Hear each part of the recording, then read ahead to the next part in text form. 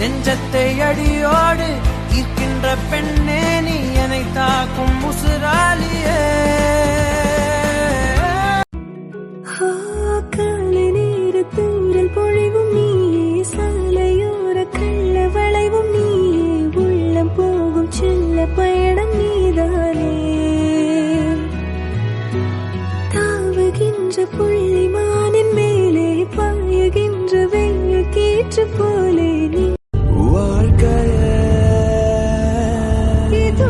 கடந்து வாழ வேண்டும்.